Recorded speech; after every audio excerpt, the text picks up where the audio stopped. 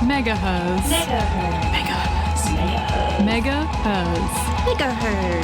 You're listening to Megaherzzz on 4ZZZ. Hello, you're tuned in to Megaherzzz on 4ZZZ.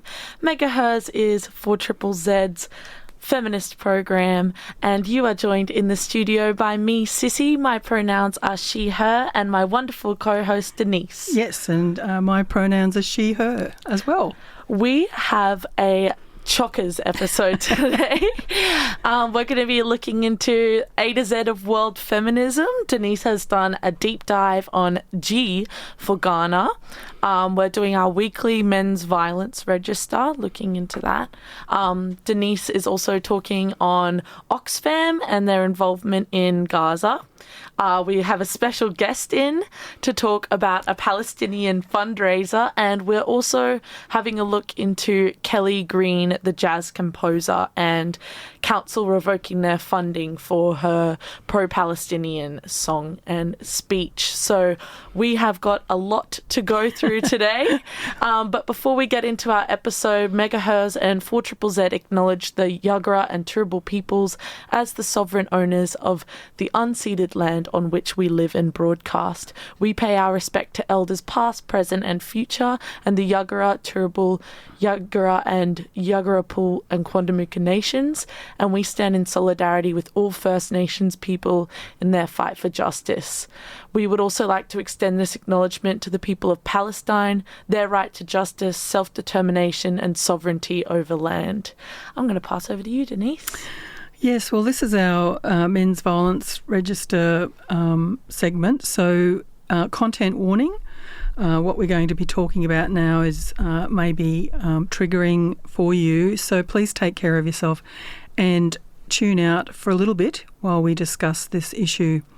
Here at Megaherzzz, we made a commitment to highlight the issue that women are dying through men's violence, and we wanted to talk about it every week. So what have we got this week, Sisi, in terms of our register with the number of women who have? Yeah, we use Sherele Moody's Femicide watch as our source. She puts a lot of work into documenting all women who have died at the hands of, or all women who've died due to violence. So this week, Cecilia Yoke Webb from The Gap, so local, a 79-year-old woman. She was murdered by her son. It's incredibly sad. He tried to flee the country, but he's now in custody.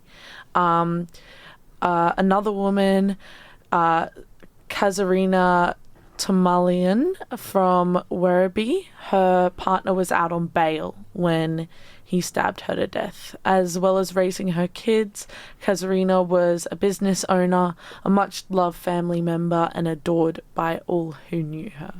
So those two women, they matter at this stage with the Femicide watch from Sherele Moody. We're now at 16 deaths of women due to violence in 2025. So, yes, very tragic. And again, we talk about this because women, we cannot do this alone. We need help from men to step up and talk about this. And there are some helplines. So the Men's Line Australia phone number is 1300 789978. If you are feeling on the edge and feeling like you can't cope with what's happening in your life, please reach out and get assistance so that we do not lose these important women in our community. If you can imagine, the lady at Werribee, 4 little children, they've lost their mum, and the implications of that ripples out through our community. Welcome to April Atonement. Did you subscribe this time last year? If so, you're just in time to resubscribe. You know what we're about and what April Atonement is all about. It's about the sweet, unique, local, and ethically sourced community radio made with love. So head to 4ZZZ.org to resubscribe and keep this little community radio station jamming out for another year. And it is time for our A to Z of World Feminism. It is indeed, Sisi. And today we're going to West Africa. We're going to a tiny little country called Ghana. And it's, as I said, in West Africa. It lies adjacent to the Gulf of Guinea and the Atlantic Ocean to the south, sharing a border with Ivory Coast in the west, Burkina Faso in the north, and Togo in the east. I wanted to go to Africa because we don't hear a lot about it in Australia. We hear about lots of other places, but Africa seems to be left off in terms of the equation. So I wanted to go there and have a look at a country that was actually colonised by the British. So their official language used for government, business and education is English, although there are about 80 languages spoken. So a bit like our colonialisation of Australia. The population as at March of 2025 is 34 million, and that compares to Australia with 26.9 million. The female population was approximately 17 million, about 50% of the population are women. I wanted to mention the difference in the economy size. So the Ghana's GDP in 2025, 75.76 billion. Sounds like a lot in US dollars, but Australia's GDP is actually close to 2 trillion US dollars. So the Ghanaian economy is tiny, and of course that means that there is a fair amount of poverty and obviously lots of issues. There's not a lot of money to put towards lots of the issues. At this stage, adult literacy, 84.5% of men are literate and 76.2% of women. In 2023, 79.3% of employed women in Ghana engaged in vulnerable employment as compared to 56.9% of men. Now, what that means is it means that there's inadequate earnings, low productivity and difficult working conditions, meaning there's no formal arrangements, no social protection and safety nets that we would have here in Australia for our workers. In 2023, 14.5% of the national seats were held by women, so definitely a gender gap in terms of governance. Also, in terms of media representation, the Women Experts in Ghanaian Media Report 2024 found that women make up just 24% of presenters, and that male presenters continue to receive significantly more airtime than their female counterparts. Experts interviewed were only 14% of women, with some media houses as low as 3% of female experts. We know from, to get gender equality that these are the areas that require a lot of work. The more women are represented, then hopefully there will be less domestic violence, more equality across everything, in actual fact. And that's actually quite an interesting statistic, because 24% of presenters specifically, like the fact that they use the term presenter, typically I would think that would be a category of media that women would dominate the most. They're not behind, like they would be the front facing, but like for news and things. Is that what you mean? Yeah, but 24% of presenters, I assume that media writers and everyone within the media, it would be even less than the presenters. Yes, that's right. Yeah. So very little representation of women in those fields, and then of course you've got that the government is predominantly men in the government as well. It's similar for I didn't write those statistics down, but it's similar in the senior positions in business and government public service as well. In terms of the big issue for Ghana is obviously child marriage, and the government actually committed to trying to eliminate child marriage by 2030, but they're a long way off in terms of that. So 1 in 5 young women were married or in union before their 18th birthday, and over 9 in 10 married girls are not attending school. So what happens is that, and there's loads of evidence of the implications for women when they're give birth young, they don't go to school. It means that for the rest of their life they're behind the 8 ball in terms of an access to all sorts of things to make their life flourishing, or even in safety, in understanding where they can go for help if things are happening. Domestic violence, according to the Ghanaian Times article in January 2024, 28.4% of all women aged 15 to 49 years experienced one form of intimate partner violence in 2021.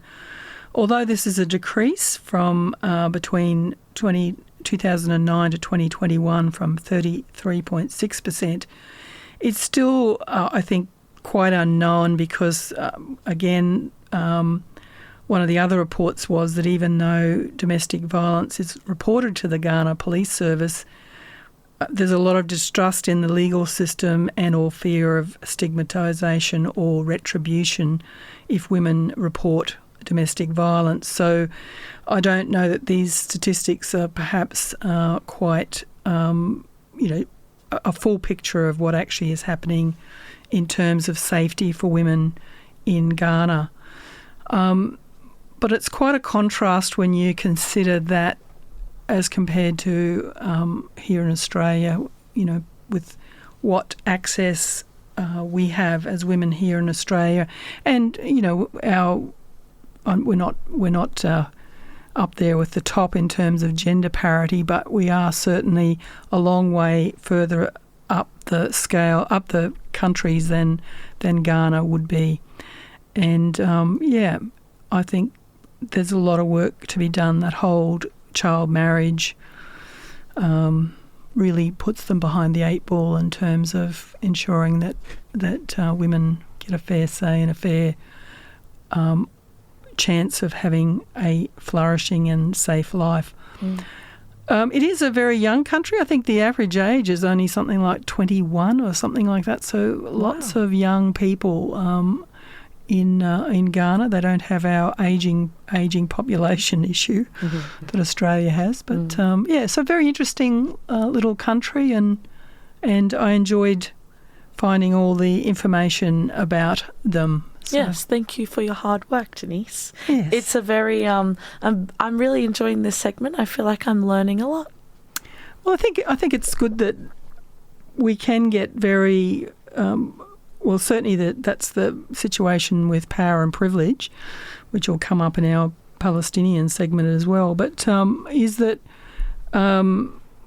we forget the power we do have, and certainly I feel as a white woman that I have far more power than my Indigenous women and certainly women of colour in Australia. So it's doing this A to Z of feminism around the world makes me more conscious of that and try to remember that I do have a position of power and that I need to use my voice and ask for change for all women, not just white women. So, yeah. And we've got a bit of a few segments on the Palestinian issue at the moment, just a bit of a review of what's happening around the traps. And I was fortunate enough to be part of a webinar that Oxfam Australia put on last week by their head of media, Lily Partland. She's the head of media in Oxfam Australia, and she spent 6 months working with the Oxfam Federation in Jerusalem, and she's shared her stories of what's happening in Gaza and of course West Bank as well, which is where most of the issues that the Palestinian people are facing under Israeli occupation and so on. So obviously Lillian didn't actually go to Gaza, but she did go to the West Bank and spent a fair bit of time in Ramallah, which is in the West Bank. Oxfam Confederation has 23 staff there. Mainly, they've pretty much been there for the whole time since the Second World War, because this has been an ongoing issue for that long. But obviously now with it's considered to be a Category 1 humanitarian response from the Oxfam Confederation, and what that means is that every all hands to the pump, basically, in terms of trying to provide assistance for the Palestinian people. Their response has actually reached 1.2 or nearly 1.3 million people with their water, sanitation and hygiene approach, food security and livelihoods, as well as protection with some of the safe spaces for women, for breastfeeding, all sorts of things that they have done. Obviously, they would like that to be more people, but unfortunately, because of the Israeli occupation and their approach to getting the aid in, it's made it extremely difficult for aid agencies to help out. So to give you an idea of West Bank is quite a tiny area. There's more than 800 checkpoints that they have to go through on the West Bank. So for someone to go from Bethlehem to Ramallah in West Bank, it could take up to 5 hours. So a lot of the Oxfam staff work remotely because of the challenging difficulties of that. So I thought I'd give you a bit of a comparison. West Bank is about 5,660 square kilometres, whereas Queensland is 1.7 square kilometres, so about 3% of the size. Yes, and there's 800 checkpoints, so if you can imagine what that is like to live under, along with constant bombardment in Gaza from drones, life there is just a nightmare. And also that means that it's stifling economic issues in terms of farming, to be able to do anything to actually help the people there to live, yet alone have a flourishing life. So, yes, and obviously with the ceasefire that happened, and then, it's not a ceasefire anymore, there were about 500,000 people were moving from the south to the north and going back to nothing in actual fact. So the Confederation was working very hard to make certain that those people were looked after during that time of moving. One other thing I wanted to mention is that approximately 400 humanitarian aid workers have been killed in the time of this Gaza conflict, and we don't hear about it because the aid workers killed were Palestinians, so we don't hear about it on our media. There is a Australia-Palestinian Advocacy network that's got a Red Lines package activism website that you can go and have a look at. I know that Oxfam Australia is demanding a permanent ceasefire, as well as this Red Lines package website will lead you to activism with our current government to stop providing weapons and armaments to Israel to be able to do what they're doing to the Palestinian people. And you might think that's anti-Semitism, but it's not anti-Semitism. It is a power imbalance, and people are dying, predominantly women and children, and we need to keep talking about this and highlighting the fact that this is however you want to look at it, it's one group of people doing horrible things to another group of people, and you might even call it genocide. But anyway. Paradigm Shifts podcast is available online and via your favourite podcasting app, challenging the assumptions of our current society to investigate alternative ways of living for a world based on justice, solidarity, and sustainability. Tune in to the Paradigm Shift podcast. Just search The Paradigm Shift for ZZZ. You're listening to Megaherzzz on 4ZZZ. We have a very special guest in the studio. Joy, can you please introduce yourself and your pronouns? Yeah, I'm Joy, and my pronouns is she, her. Yeah. Welcome to the studio. So Joy is in the studio with us today because she has just started a fundraiser. Can you tell us a little bit about it? Yeah, of course. Thanks, Sisi. So the fundraiser is a crochet cat beanie fundraiser to raise funds for the Hatim family of 7 to survive the genocide in Palestine. Mm-hmm. And so you say cat beanies. Yes. What are your beanies? Tell us about them. They're cat beanies. They're beanies that, have cute little funky cat hats. And they're like a variety of them. You can have cat beanies with charms, stripes, cat ear flaps. I've been crocheting for 5 years, so I can pretty much, not to toot my own horn, I can Toot away. I can pretty much, customize them however people like. Yeah. Awesome. So you're doing it for a cause. Mm-hmm. You just said that it was for the Hatim family. Mm-hmm. So why have you chosen to do this?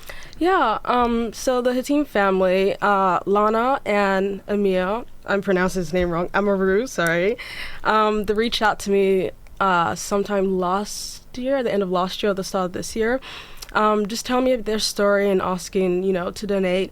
Lana is 16 and she has a congenital heart disorder or condition, and her medications are $1,000 a month, and she has a pacemaker in, and she's had that since 2014, and they have a battery life of 8 to 10 years. And, she can't access, life-saving medical help. So, yeah, that's why I really, want to raise funds for her, and I can't imagine what she's going through, especially at 16. But all of them as well. It's a family of 7, 5 kids, and they're all 18 and under. So, yeah. It's devastating. So, it feels a big contrast to come back to the beanies, but so you are making a call out to people. Mm-hmm. So if it's coming up to winter, so if you wanna purchase a beanie, how can people reach out to you to get one? Yeah, great question. So I have created a separate Instagram account called Crochet for Palestine, and in the bio in that account, you can find a link tree where you could order. I'm still working on the website, but it's almost done. You can order on the website, or you can just DM me on that Instagram account, and you could just tell me what sort of style you'd want, charms. I also need your head circumference, because some people have bigger heads, and I need to make them bigger. So yeah, just reach out on Crochet for Palestine, and the 4 is the number 4. Yeah. Okay, awesome. And I was having a little look through your Insta, and you said that it's also an open call out to other crocheters who might want to join in. Is that so you want it to expand as a project? Yeah, absolutely. These hats take 5 to 6 hours to make, and I have 4 orders. I've done 1 now, but I have 4 orders left to do. And, it takes a lot of time for one person to do that. And it might take people months to receive that hat. So if you crochet, it would be awesome to join. I have 2 friends that suggested they all wanted to help as well. So that's really good. All hands on deck would be amazing, and make the process a lot faster. Yeah. And we all know crocheting can only be handmade. Yeah. And it takes a lot of time. So where is the price point sitting at? Yeah. So the thing is, like, I've never wanted to sell crochet stuff because I feel like, a lot of people they get their stuff from fast fashion, so they don't really understand, like, the price point. And, this takes 5 hours, and I'm paying myself minimum wage. You do the math, it's hundreds. So I decided to make it more affordable because I want people to be involved in this fundraiser. So for, like, a normal cat beanie with, no, like, a solid color, like green, blue, and no charms, that's $60. And so if you want to customize it, so you want to add, like, stripes to it, that's $70. And if you want more customizations, like charms and the ear flaps and all that sort of jazzy stuff, that's an extra $10. So I want it to be affordable, but also priced a bit more, fair. And that's a lot of your time going into that, and the profits are going to a really important thing. Yeah. And thank you, Joy, for putting this together and doing that, because it's not easy to put a lot of time into something. Yeah. And but people are going to get something really beautiful out of that. Yeah. And it's going to a really good cause. Mm-hmm. How long is this fundraiser going for? Yeah, I've thought about that for a while, because I'm at uni as well, and, when it's exam time, I might, slack off a bit with the crochet cat beanies, but I want it to go as long as people keep ordering, basically, because they're still going through a genocide, and they still have monthly expenses, like water's $100 a month, rent is $800, education $400, chicken feed $120, and this is just, like, the basic necessities, and, like, the fixed monthly expenses. This doesn't include food and, like, clothes and more stuff. So I want to be able to keep supporting them as long as I can. So yeah, as long as people keep ordering, I'll keep making them. Okay, give us one more plug as to where people can find them. Okay, Linktree. I have a link on Linktree, and the link will be in the bio. And the account is Crochet for Palestine. Crochet and 4, the number 4, Palestine. And you will find a Linktree link in the bio to order on the website, or you can just DM me on that account. Perfect. Yeah. Get your cat beanies, everybody. Yeah. It's going to a really, really 100%, important cause. Yeah, of the fundraise, the donations will go to the family. Yeah. So good. Is there anything else you want to add? Yes, free Palestine. Yes, absolutely. Yeah. And on that note, we knew we'd be tight on this segment, but I'm just going to quickly touch on this because it's important. We're going to discuss Kellee Green's River to Sea. So if you're not aware, at the QMAs last week, jazz composer Kellee Green won the Jazz Award for her song titled River to Sea. The ABC reported that in her speech she said, "Our own government is complicit in war crimes by supporting Israel both in words and actions by allowing the export of weapons and weapon parts to Israel to directly kill innocent Palestinian men, women and children." She urged people to educate themselves, and in the days coming, Lord Mayor Adrian Schrinner made a statement saying that it was offensive, anti-Jewish song, and that the council would be stripping its $25,000 funding of the QMAs. Being anti-genocide is not being anti-Semitic. Reading, there's a lot of statements. There's been a statement in support of Kellee Green, which was founded by, I believe, Matt Shu from the Obscure Orchestra. They have sent a letter to Q Music, which has received over 2,000 signatures, and they've also voiced concern that there's been assertions by some of those companies, the music companies, saying that the music awards are not a platform for political debate, debate, which undermines the long-standing role of artists as commentators and truth-tellers. Such a position risks curbing free speech under the guise of neutrality. There's been a lot of discussion sparked around statements saying that a music space should be apolitical, but that's ridiculous.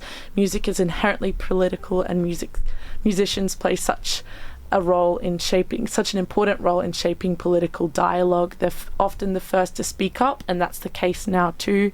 They've been continually talking and platforming this artist. And they also said that jazz as a genre and cultural practice has a rich history of resistance. Born in the aftermath of slavery in New Orleans, jazz has long centered the emotional and political expression of African Americans. And in the mid-20th century, artists like Nina Simone gave voice to the civil rights movement through their music. Sorry, I'm trying to rush through this so we get everything. In regard to River to Sea as a statement, it is widely known as a pro-Palestinian peace chant from Jericho and Safed near the Jordan River in the east to Jaffa and Haifa on the shores of the Mediterranean Sea in the west. Last year, the Australian Senate voted to condemn From the River to the Sea, Palestine will be free slogan, saying it, and I quote, opposes Israel's right to exist and is frequently used by those who seek to intimidate Jewish Australians via acts of anti-Semitism. But Maha Nasser, a University of Arizona's associate professor in the School of Middle Eastern and North African Studies, highlights that the Arabic original translation Falastin Hara means liberated Palestine. Free from would be a different Arabic word altogether. Largely, From the River to the Sea in a modern context is a call for peace, not anti-Semitism. So we stand with Kellee Green. She was promoting peace, and she has been punished for that. I believe that she's lost her job as well. Yeah. And according to the UN, at least 50,144 Palestinians have reportedly been killed in Gaza, but that is just the figure for those who are accounted for on an official toll, so it's likely much more than that. We have run out of time. I'm sorry I didn't let anybody else speak. I was just running through my facts, but thank you so much for joining us in the studio, Joy. Thank you, Denise, for all your research today. You've been listening to Megaherzzz. See you next week. See you next week. Bye. Megaherzzz. Megaherzzz. You're listening to Megaherzzz on 4ZZZ.